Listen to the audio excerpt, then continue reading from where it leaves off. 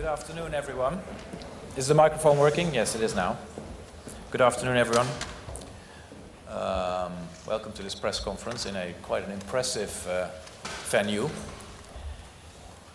Let me start by thanking Yanis Reers for hosting us so well in Riga today and tomorrow. Today we were joined in our meeting by Danielle Nouy, who is, as you know, the chair of the SSM, by the new Estonian finance minister, Sven Sester, who also informed us about the new government and their ambition. I realize that all eyes are on Greece, but today was a regular Eurogroup, so we had a full agenda. We also talked about the situation in Cyprus, in Spain. We discussed a report on the single supervisory mechanism and exchanged views on the implementation of the recommendations addressed to the euro area as a whole.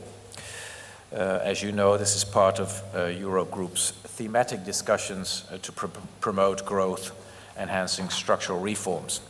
But first, on Greece. Today, the institutions informed us about the ongoing talks with the Greek authorities, and we took stock of the situation. As agreed in February, a comprehensive and detailed list of agreed reforms is needed as a basis for a successful conclusion of the current review. And I would like to reiterate again that a comprehensive deal is necessary before any disbursements can take place. Over the past few weeks, there have been intense discussions between the authorities, the Greek authorities, and the institutions. I understand recently there have been some positive signs, but there are still wide differences to cover and to bridge on substance.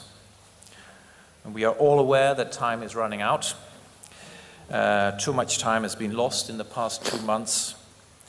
And it is therefore clear that these discussions need to make significantly more progress, so that the institutions can give their light on a comprehensive package, which will then go to the Eurogroup for a political decision.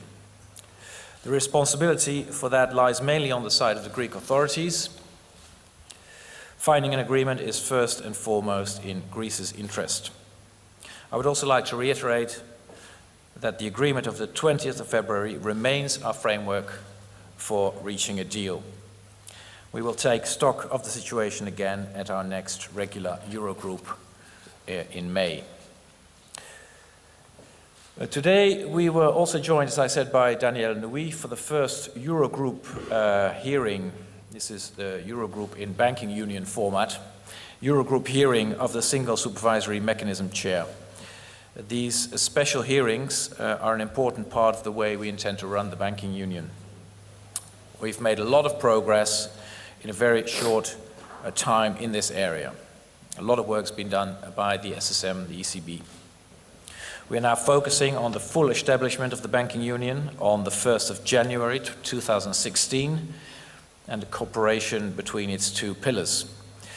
We agreed the importance that member states transpose the Bank Recovery and Resolution Directive, BRRD, without further delay, and it's also important that member states ratify the intergovernmental agreement on the SRF as quickly as possible. Ministers also supported a concerted work effort on national options and discretions in order to move as rapidly as possible to a more level playing field within the banking union. Our thematic discussion on jobs and growth have become an important part of regular Eurogroup meetings. Today we took stock of the implementation of last year's recommendations to the euro area as a whole in the context of the European semester. Structural reforms are a key part of these recommendations, and we based our discussion on the Commission's Euro area report. Pierre will say more about that. We agreed to continue and intensify these Eurogroup thematic discussions, and these will involve benchmarking of some policies against best practice. We also agreed on some key policy issues that we will be taking up until the end of the year. These will include services market reforms, the link between pension reforms and fiscal sustainability, and we will also take another look at member states' efforts to reduce the high tax burden on labor, which is also one of the ambitions of the new Estonian government. The aim of our discussions is to stimulate convergence by bringing our key policies closer to best practice by improving adjustment capacity and resilience to shocks throughout the euro area. Continuing on this reform path is key to boost recovery and to improve the growth potential and employment prospects throughout our region. Then on Spain and Cyprus. First, Spain. We were debriefed by the Commission and the ECB on the main findings of their third post-program surveillance mission to Spain that took place in mid-March, in which, of course, also the ESM was involved. Klaus will probably say more about their involvement. We welcomed the significant progress made by Spain. All indicators are showing progress, both in budgetary terms as in economic terms.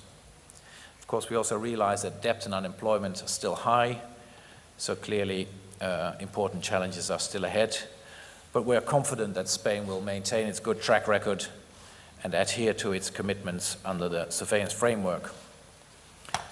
On Cyprus, I can share good news with you. Also on Cyprus, I can share good news with you. We were informed that on the 17th of April, the Cypriot Parliament legislated to establish an insolvency framework, and that will also make an end to the suspension of the foreclosure framework, which, if I'm informed correctly, will come into place as of the 6th of May. This framework is needed to restore compliance with the prior actions of the fifth review. So we therefore welcome this important step, bringing the program back on track, and it will allow the institutions to return to Nicosia to carry out the next review. Another important development in Cyprus, of course, is that Cyprus lifted the last remaining capital controls on April the 6th. Free circulation of capital is thus now has been restored. That is my introduction so far. Pierre.